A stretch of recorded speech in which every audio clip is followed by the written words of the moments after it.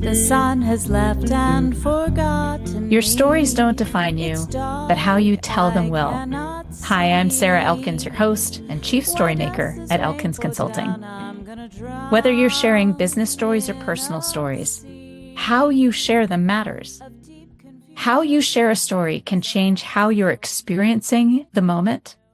It can change the lessons that you learn from it, and it can change how people perceive you. Today's guest, Bryan Collins, I met through LinkedIn and was immediately intrigued by the way he speaks, by his brand online, by the room that he sits in. And listeners, if you watch any part of this through YouTube, look around that room and see what stands out to you about where Bryan's sitting.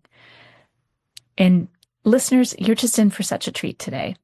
We're going to be talking about a variety of things, but the big thing that came up before we even hit record was about taking moments to enjoy and be aware of the things that are going on around you so that you can make the stories that you hold on to. Bryan, thank you so much for joining me today. Thank you so much for having me, and thank you so much for such a lovely intro. And my goodness, your voice is just meant for what you do. Thank you. So, Bryan, we're going to start with a question that I love to ask my guests. I would love for you to share something about yourself that most people might not know about you. And the reason I ask that question is because we are living in a time when people get anchored in time based on one interaction somebody has with them.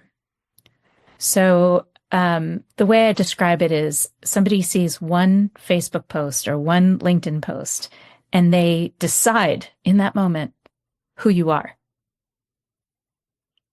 rather than understanding that this is just one aspect and one moment in time that's demonstrating some aspect of your skills or your character or your personality, but it's by no means all encompassing. So when you share something that most people might not know about you, it allows our audience to have some context for the rest of what they're going to hear over the next 40 minutes or so. Wow. So with that, what jumped to mind is something that people don't know about me is that I had a near-death experience in my 20s, which fundamentally changed the way that I saw life, what's possible, who I spend my time with, like everything in one moment, everything changed. At the time, I was a little bit older, party kid, waiting tables, just, happy, but not really kind of focused. I could have stayed in that moment forever. And I was on a vacation, and an incident happened that just, the short of it was a robbery, made it out, thankfully okay. But it was in that moment, I thought everything was going to end. And I just thought, I was like, yeah, I like the restaurant and I like the neighborhood and the house, but I was like, I don't want this to be it. And so I got back from that trip, and a friend of a friend was a graphic designer, and they were selling some old computers. I borrowed some money from my boss at the time. I was like, I just want to teach myself something. They supported me on that. I paid them back. I taught myself design, moved up to New York, and everything kind of spiraled out from that. So, yeah, I think the thing that people don't know about me is that, I kind of faced the edge of this life and really considered, what it all means, and I try to move from that place. Wow. That's such a good story, Bryan. Oh my gosh. I love that. I think it's wonderful that you had that experience so young. I think far too many of us don't have that experience till we're older. And we look back and think, how much time did I waste not paying attention to the things that matter? You are so right. In fact, you're so right that in my coaching certification, one of the most powerful exercises that we did is like kind of an end of life, guided meditation. Like, Mhm. can you pause for a moment and just imagine your life and you're at its end, and who's in that room and whose hand are you holding, and like what are the regrets and what could you have leaned more into, what was delicious. What I think is exciting and less traumatic is that you can go through that exercise and immediately start to connect with what you should do next. Yes. Yes. It's like taking inventory. I think about this a lot when I'm facing the death of friends. And here's something interesting and something I haven't shared much before. I moved around a lot as a kid. I went to 4 different elementary schools.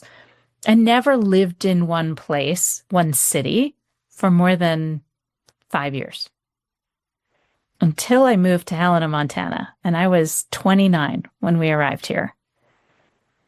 And I've been here, living here in Helena, Montana for 26 years now, which is like mind blowing. Partly because my husband was a military brat. He was the son of a Navy admiral. So they lived maybe 2 or 3 years at any given place. And here we are, 26 years. And one of the things I think about most is legacy. And in the last 4 or 5 years, we've lost a lot of our friends here in our small town that are older. But they weren't older when we met them 25 years ago. Mm. So to me, it's like suddenly we're in a community where we're experiencing a community of older people that are dying. And I had never had that before, other than my own grandparents. I'd never lived in one place long enough to know people for 20 years. Do you see what I mean? And so now every time I go to any kind of end of life ceremony, I think, what are they going to say about me? I don't have any control specifically over it, but what do I want and what can I do? How can I behave? What can I say and believe so that my legacy is what I want it to be? I love this, to just live with intention that way, because yeah, tomorrow's never promised. What's wild or kind of inspiring about what you're saying is that, I realize that my father-in-law is like, I'm now the age he was when we met. And Isn't that like, ouch, kind of shocking, right? 25 years later, and I see that, and it does make me think about, the time does move on, but it's punctuated and accented by all of these moments, and it's what we do in those moments, who we spend our time with, like what we connect, what we make possible for ourselves and for others. Like those are the things that reverberate or can reverberate well past our or past our lifetimes. I do think though, and this is just an interesting thing about legacy, because I feel like if you're remembered 3 generations, you've done something. Yes. Your I know, children, your Mark. grandchildren, and maybe even great grandchildren. Oh, no, your parents, I guess, is where you would go with that. Yeah. But there's But multiple grandparents. If your grandparents remember up until they die or whatever, you've had that impact. Your parents, and then your children and potentially grandchildren. That's a yeah, lot of generations. that's so many generations. So, I mean, I have a question that kind of came to me, and I'm only bringing this up for in the beginning of our call, we had shared that I recently decorated my youngest son's locker because he's getting ready to graduate. And in that process, I was going through the Photos app, and it's so smart now. in the way that you can like click on by, the person and their, and so it was like, almost 18 years of photos. And then I was going through my voice memos and I have voice memos of him and his brother singing in the car. Oh, And I realized I was like, wait a minute, I can put all of this together. And these moments, I'm capturing them in a way, which is in a way of cultivating at least a narrative to the legacy. But I guess I got a little bit worried about, am I gonna have to pay the subscription cost to host all of this until I'm yep. anyway. Anyways, what does legacy mean in this digital future of our programs? That's a good question. I feel the same way often because like one of the things I started doing a few years back is I started going through those boxes of crafts and stuff that my kids made over the years. And I had only saved a few from each year. But after, that many years of school and even before school, because we did things at home, we did all kinds of crafts and experiments at home. And I started just taking pictures of these things and keeping a lot fewer of them. Yeah. But those pictures also take up space ultimately, right?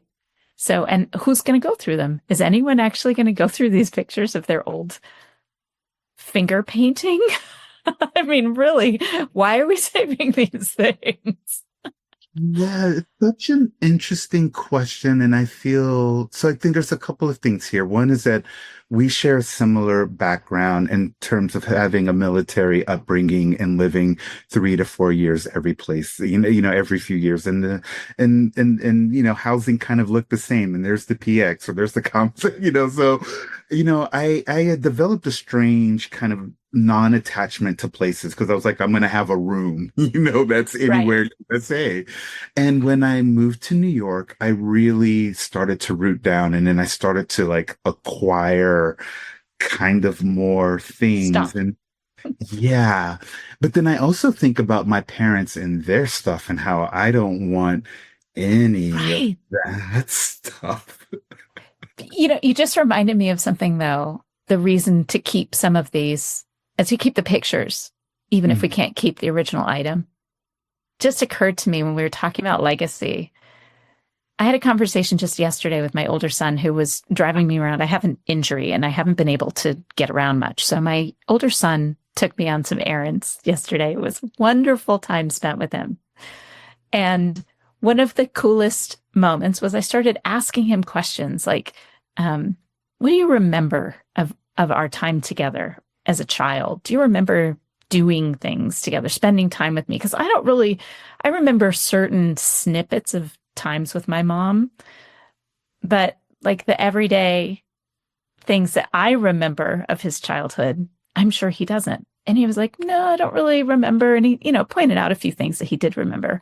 But it just occurred to me that when they have a bunch of photos to just scroll through like a slideshow, and it includes a few finger painting artistic endeavors from when they're 2-3 years old, they're going to know I did those things with them. They won't remember it, but they'll see the evidence of it and know that we spent that time together, that I finger painted with them, that I took them to the park, that we sat on the floor and played with blocks together, and then ultimately Lego, right? Millions of Lego. And the pictures of them wandering around at a playground wherever our road trip took us. So they may not remember all of the investment that I made in time with them when they were little, but seeing the pictures will show them that I did. Do you hear where I'm going with this? Oh, I still know. Well, I was about to say it reminds me of a meme, but no good thing ever starts like that. But it was this meme and it said, raising your children is your job and your relationship with them afterwards is your performance review.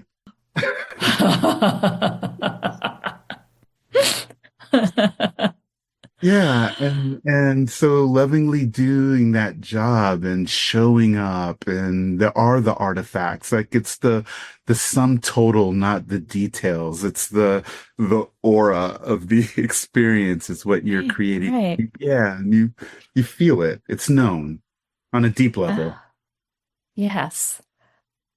Well, this takes me to something else I wanted to talk about with you after we had our first meeting a while back before we scheduled this podcast recording.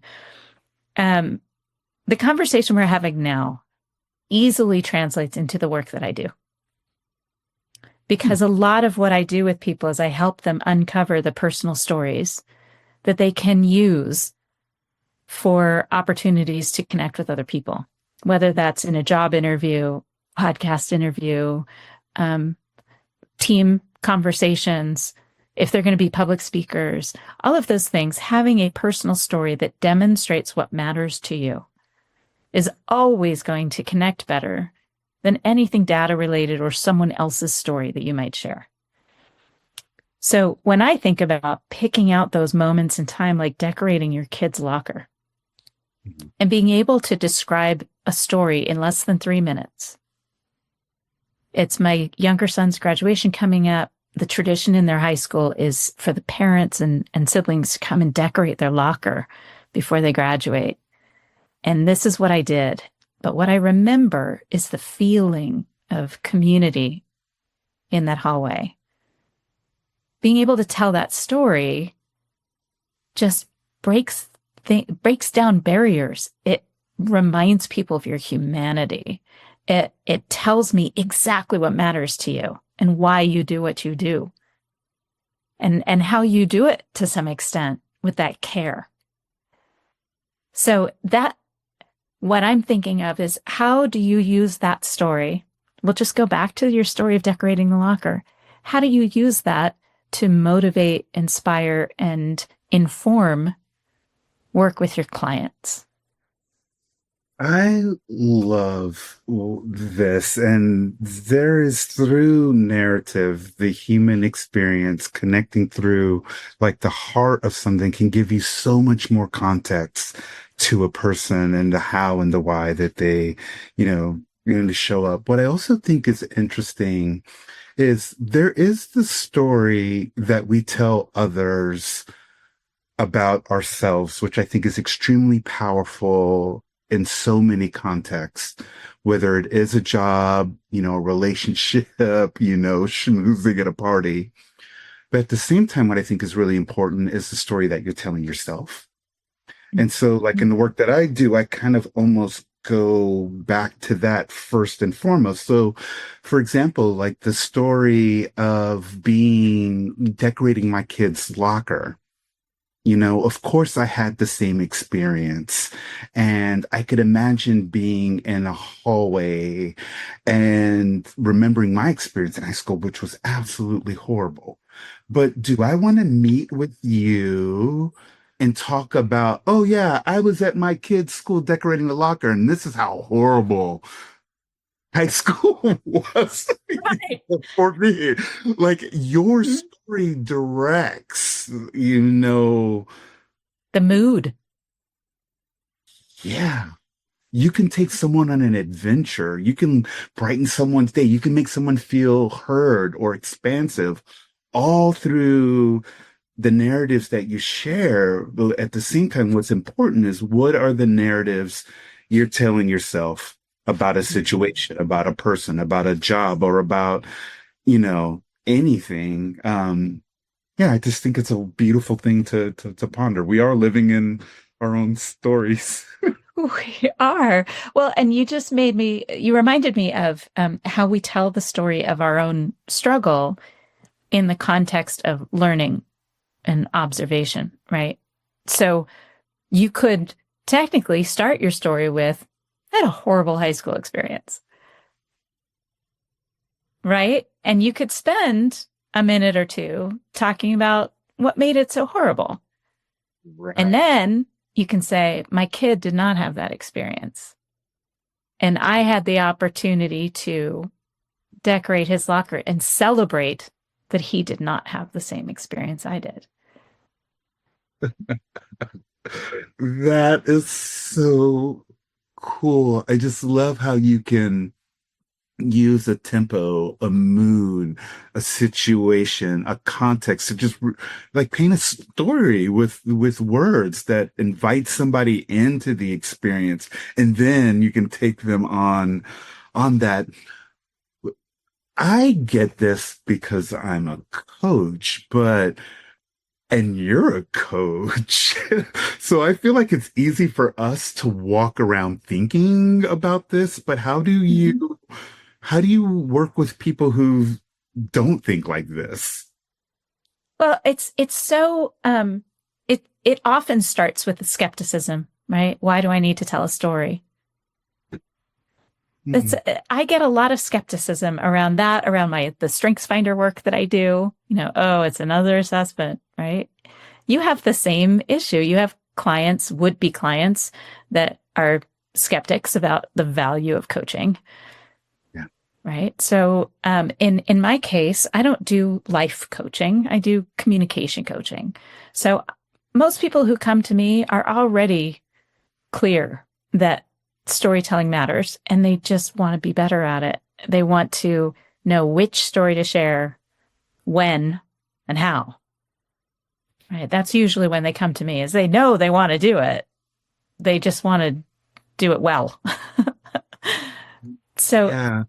and I think a lot about your question about, like, you understand the value of looking at the beginning, that structured part where you're frustrated. Oh, I had a really shitty high school experience. What I see in that, when I can uncover that in a client, then I can remind them that probably 70% of people had shitty high school experiences. So if you start with that, that person in front of you is probably going to be nodding their head going, oh yeah, I hear you. Right? You've already connected with that person just by acknowledging that you share that experience. Very, very few people in my lifetime have said, oh yeah, I loved high school. I think I could count them on two hands. So anyway, that's where I was going with it. What do you think? How do you manage the skeptics? Yeah. Oh gosh, that is such a great question. I don't really deal with many skeptics. So by the time they come to you, they already know that they're what they're looking for, right? Yeah, I'd like to think that I've done a job of that, but what I have to do is kind of overcome my own story. So like for example, we met on LinkedIn. Like I thought you looked cool, we connected, we had a cool conversation. Here we are. But there's a me and a story of me that never would have done that.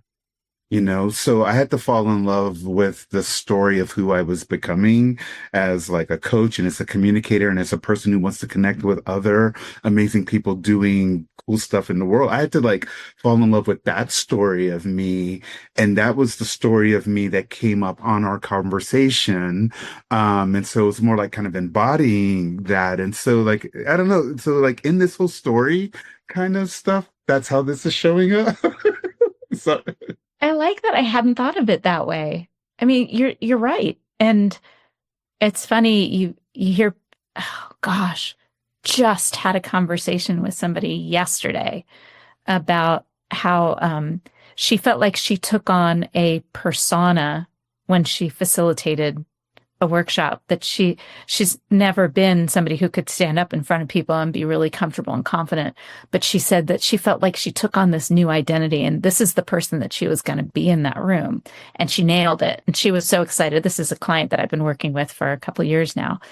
And I said, you're not alone in that, right? And it's not about fake it till you make it. It's like what's her name? Amy Cuddy. Fake it till you become it. mm, I am not familiar with that book, but I have lived this as an experience. Tell Um, me about one of the times that you did that. yeah. So I have been moving along as a graphic designer art director and not really happy with that trajectory. And I'd already been certified with a coach, as a coach, but I didn't think I could do anything with it. Anyway, we take a family vacation and we go to Sedona. Oh, Which Arizona is so beautiful there. most beautiful. And the hippie vibes are real. And so we go into this tarot shop, crystal place, and I have this reading with I'm somebody who could see my aura and my angels and everything. And they were like, you're going to go to Southeast Asia. You're going to do X, Y, and Z. You're going to have these interactions with these people. It's not going to work out, but it's going to be an amazing experience for you. And I'm like, that was weird. $80, give or take. Anyways, I get back to Atlanta and I'm working and I realize like actually I'm really not happy in my job and I want to become a strategist. So I had this kind of vision of Bryan as a strategist. And I was like, Bryan as a strategist runs every morning. He wears all white shirts, black pants. And he reads strategy books. And so I went to the J. Crew outlet and bought 7 white shirts, 5 pairs of black jeans. I started running and I shadowed the strategist at my agency and befriended him. And he was like, I can't really get you. There's no room on its team, but he's like, I'll teach you what I know. So I shadowed him. And basically 2 years later, I got offered a role as a strategist and I moved to Singapore for a year. Whoa. So at its core, I adopted a persona of who I wanted to be with a little bit of woo-woo sprinkled magic on top of it. Well, it gave you the confidence to go for what your dream was. Or what, well, let me unpack that for a second. It was more, they put this in your head that this was a possibility. Yeah. And that's when you were like, oh, it is a possibility, right? Like, even if it had never been on your plate, never been in an idea of what you wanted. 100%. And so I fell in love with the possibility, as skeptical as I was, but I'd also had a misalignment happening in my life. And by answering that call, they both kind of shored up together in a way, you know? It was interesting because she gave details that didn't work out. Like she was like, oh, you're going to be in Taiwan and X, Y, Z, but I was in Singapore. So what I felt what was interesting in retrospect, it was like she gave me an outline of something that I could paint. And I feel like we all walk around with that degree of a rough possibility for us that we can add fidelity if we so choose. I love that you used the word fidelity because I'm looking at your instruments near you. For our listeners that are just listening and not watching, there are keyboards all over Bryan's office in there. And because he's also a musician, which is one of the things that connected us, of course. So I love that imagery of having this outline and then being able to color it in. And I think that works for a lot of people. And I think there are also people who don't want the outline, right? They just want to start coloring. And they don't need the outline because that's just their brain doesn't work with constraints. And an outline provides constraints that some people need. So I'll give you an example. My StrengthsFinder talents include adaptability and activator.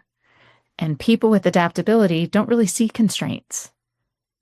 We see everything as part of the adventure. So if I'm hiking and I see a big boulder in the middle of the path, I don't think of it as an obstacle. It's not an obstacle. It's just part of the path. Am I going to climb over it? Am I going to go around it? Am I going to find another path? Whatever. It's just part of the adventure. It's part of the path. Like when a flight is delayed, I don't think of it unless, I really want to get home or whatever's going on. I generally just think of it as part of travel. It's like, yeah, well, that's what happens sometimes when you travel. It's not an obstacle. So there are people that I've experienced in my StrengthsFinder work that really like my husband, who's very creative when there are constraints. Right. He and my older son look at things like, oh, here's the box, and here's how I can think my way out of the box. Where my son Max and I look around and go, oh, there was a box? Shit, I'm sorry. I didn't realize there was a box. Was I supposed to be in there? It is so beautiful the ways that we show up. I feel like we all have our natural orientation on the way that we see obstacles, challenges, and things like that. And I can't help but think that that's also a part of the story. We have a story about how we see the boulder, the box, these things. Mm-hmm. And I always wrestle with in a loving way. And how do you honor what's true? And then is there an opportunity for you to, like, from like a strengths finder point of view, go, okay, this isn't my strength, but what does it look like to embody the strength that is not mine for a moment? And is there any space of growth for me in that? Or do I just keep staying the way that I am? But we're going to be who we are. So. Well, and that's really the whole thing about StrengthsFinder is looking at how your brain most naturally approaches things. Mm. So people with achiever talent, for instance, they're so goal-oriented, really goal-oriented. If they don't set goals and meet them, they feel like their day was wasted. They're generally people with a very specific to-do list, and they will add something they already finished just for the satisfaction of crossing it off, because that's how people with achiever, that's how their brain works, is they set goals and that's how they get things done. And what's interesting is that sometimes I'll be working with somebody with achiever and they'll go straight to the bottom of their list. There are 34 talents and they'll be like, well, why isn't communication higher? Like, well, here's the thing. We can't be good at everything. We just can't. That's not how our bodies work. It's not how our brains work. And if we were good at everything, we wouldn't need each other. Yeah. Yeah. And I think a culture of trying to be good at everything in some degree can also be alienating.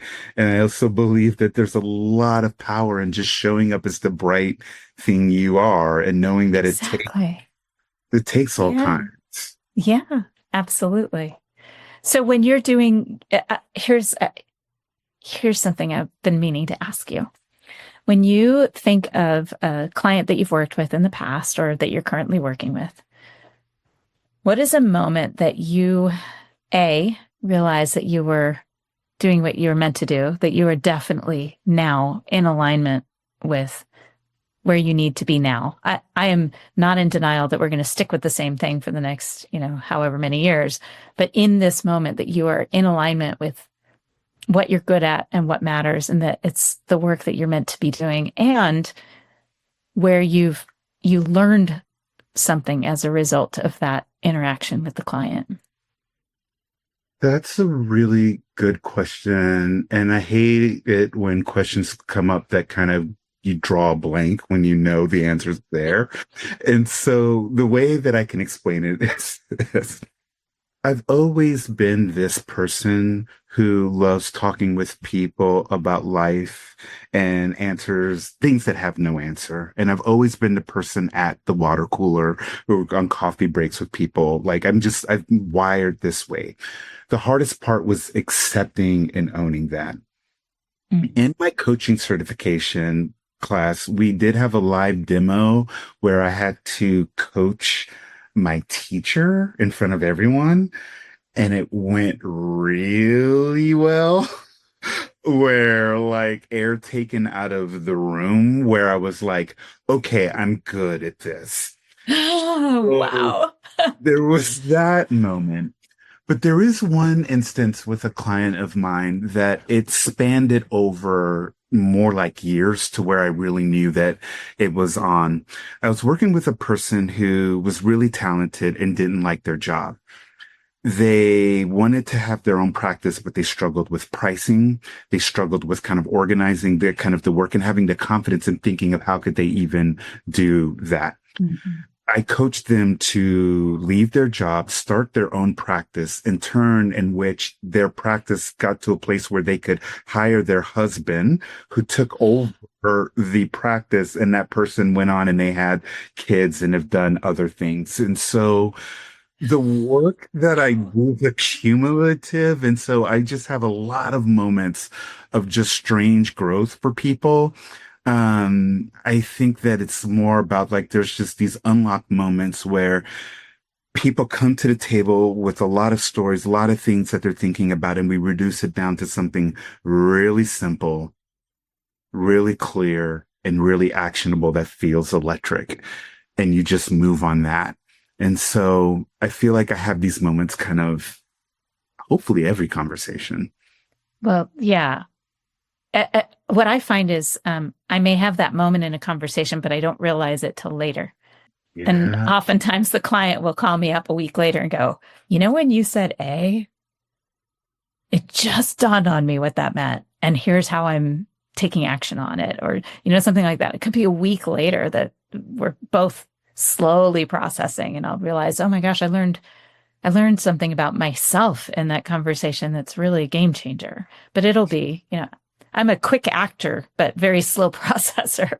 Have you had that experience? Well, you're making me see this part of myself now that I'm not stopping to smell the roses right now. Kind of in a way. And I feel and I know all of these things. I just think that the work is so active that I haven't gone to my deathbed exercise to look back at all of this because it just feels so aligned right now. But what I think is beautiful is like right after this call, like I can actually stop and pause and look back at my calendar and look back at my calls or look who I'm talking to next and just appreciating one, that I get to do this, that these people are here and that I'm swimming in all of this. So, yeah, thank you for that. Cause, yeah, you accidentally kind of coached me a little bit to appreciate. Good. Yeah. Good. I love that. Well, it's something that we started our conversation before I hit record talking about finding those moments and acknowledging them out loud, right? Like it's so easy to remember all the bad things that happen through the day or just to get through the day.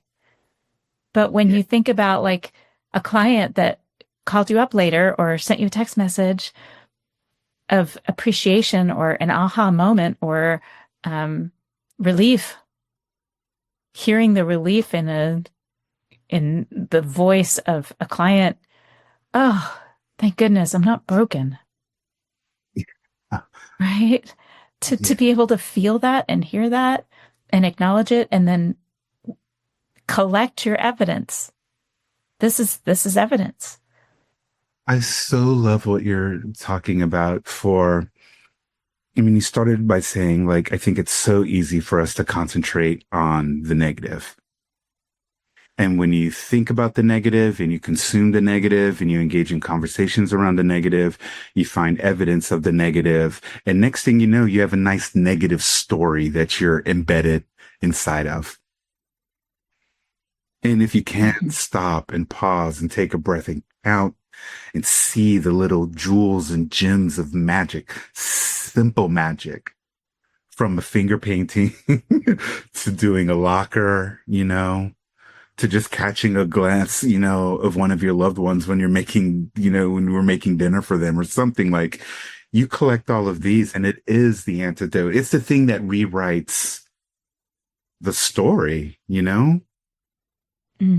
And to bring it full circle, make sure that you are leaving the legacy that you want, that you choose.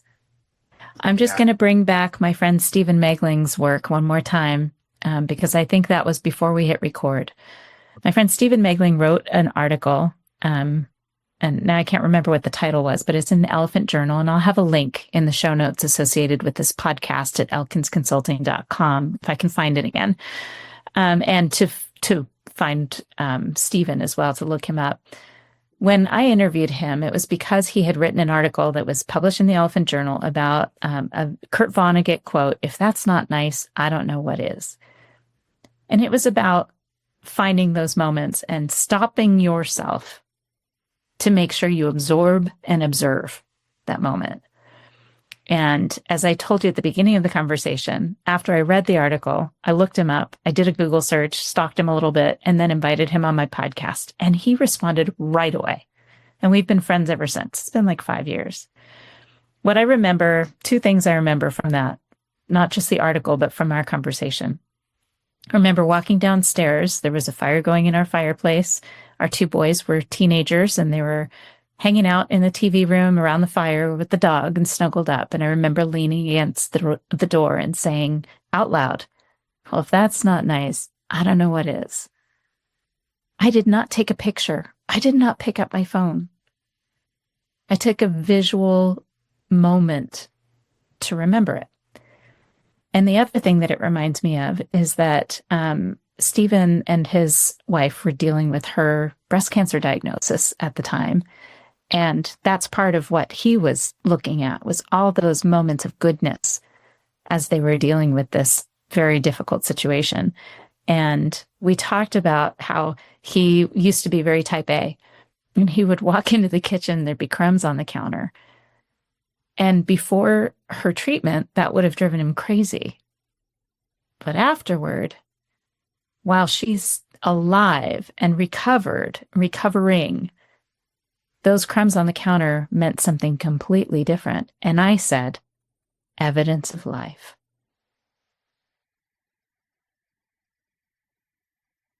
God, and I'm about to cry. You need to edit this. So, as we come full circle, I want to ask you one more question. Yeah. Because I love these conversations, and I've so enjoyed our conversation together, Bryan. You were so thoughtful. When you think about what you bring to your clients, tell me a story about a time where you walked away from a client and just felt satisfied. So I love what I do. And so much of this is, we talk about visualizing yourself. Like, I think of myself, it's like, I could coach anybody. I am the absolute best. I am here for it. And if it doesn't work out, it's just because you're not the right person. I'm so confident in what I do. So with that being said, I had a client show up and it just didn't really feel right. But I want to be a service, and small business. I should, you never say no if it doesn't feel. You just take on. So when I was working with this person, after our first call, I felt that they needed something way more robust. Like, we need to work with each other you're presenting agendas and what we need to work on. There's something under here, and my gut was telling me this isn't right, or we need more space. So I said to the person, I think we need more space, and we're going to work together longer. This person was adamant. He's like, no, I want to work with you only once, or like on one thing. And can I get some credentials and things like that? At any rate, we have a session, and I pour in, because I want to give him as much as I possibly can. And so I bombarded him. It was a 90-minute session, but I gave him like 60 minutes worth. I really wanted to just make sure I could give extreme value, because I was like, you know what? I don't think we're a right fit, but let me just over index.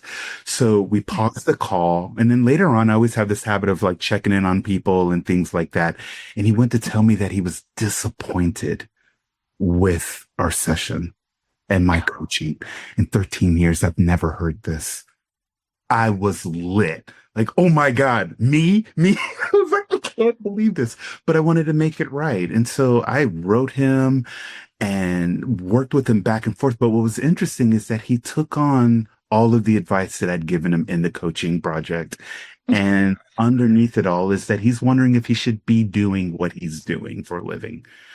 So it was a really bit of a roller coaster where I was agitated. I was mad that I didn't follow, my instinct, that I kind of just just botched all of this and didn't get the praise that I'm so used to getting for what I do. So my Right. ego was hurt. And then at the end of the day, it all really worked out. And the story that I had about this person and about our interaction all turned out to be something that ended up being okay at the end. So that was a little bit of, I don't know if that was too long. I might have to get some storytelling. No, that was great. It reminded me of I went through something similar where I had a 6-session program scheduled or purchased by a guy. This is very early in my coaching.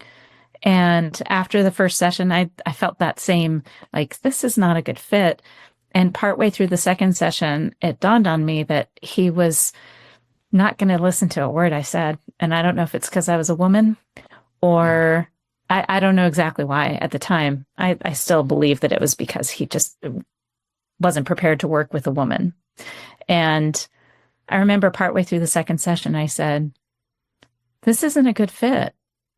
I would love to keep working with you, but I don't see either of us ending this in a satisfied way. So I am going to refund your money except for the one session, the first session, and I'm going to send you a couple of referrals for coaches that I think would be a better fit for you. Yeah. And I remember it hurt, same reason, small business, every piece of revenue, every bit of income matters, especially when I was just starting out. But I knew that he would not leave me a good review. I wasn't going to get a referral from him either way. So I kind of cut my losses. And I remember when I told him that, he was really upset with me. He's like, "You're firing me? Are you firing me?" I said, I don't really like to describe it that way, but I just know that this isn't going to end well for either of us. I'm not going to be satisfied. You're not going to be satisfied. I don't know why you seem to be resistant to taking any of my guidance or answering my questions honestly. So we're just gonna call it good. And I'm sad, but I think this is the best choice for both of us. And he was pretty upset with me. But I remember reaching out to a couple of male coaches that I thought would be better fits for him and told them ahead of time that I was sending him their way and why. And he ended up working with one of them and had such great results. He was so satisfied and ended up writing me a letter of apology. I absolutely love that. And there's so much, to this. I think that part of it is trusting our instincts, even as business owner, no matter what scale you're at, that like your work, your integrity, that alignment, we should have more confidence and space to trust all of that. And then also the outcomes of situations that feel challenging or bristly.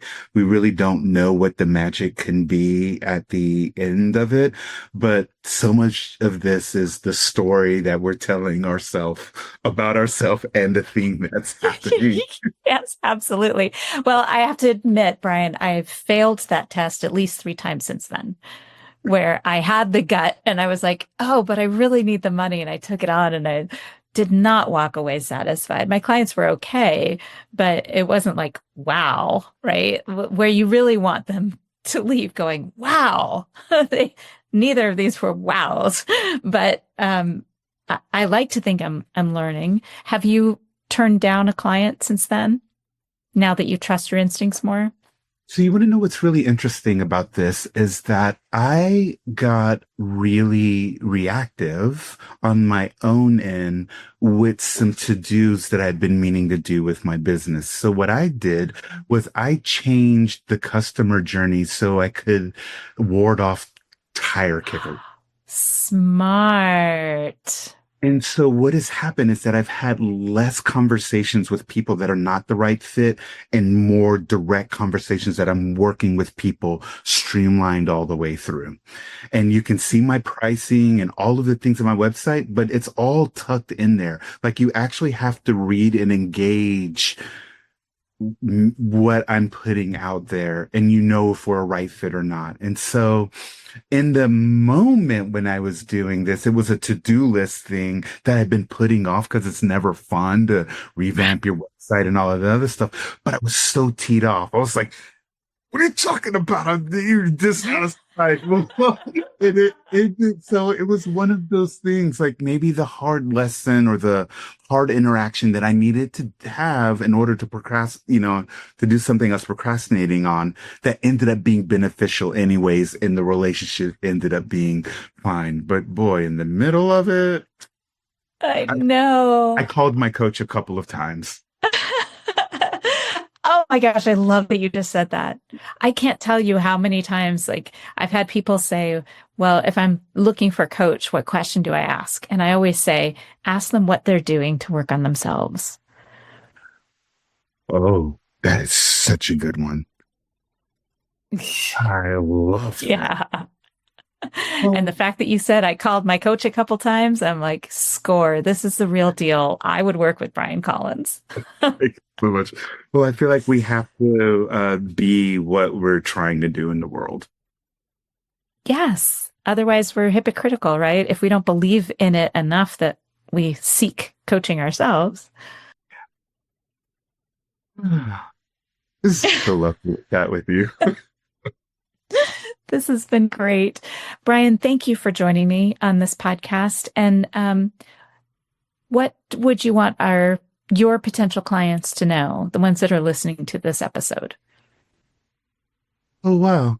Well, what I wanted to know is that if they are looking for a pure, clear, creative, open, white space just to dump out what's going on in their minds, in their hearts, what they want out of their career, personal projects and such, give me a call. I live for chatting about the why we're here and what we can do to move forward in actualizing all of that.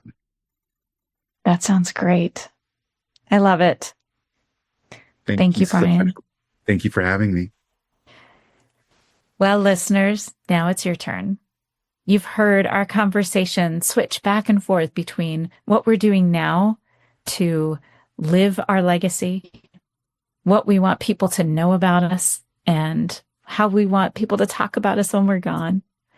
We've talked about what we bring to the table as coaches and what you need to be looking for in your next coach. So, listeners, I'll be curious to hear your thoughts about this episode. Thanks so much for joining us on Your Stories Don't Define You, How You Tell Them Will. That's the time you must keep on trying. Smile, what's the use of crying? You'll find that life is still worthwhile if you just smile.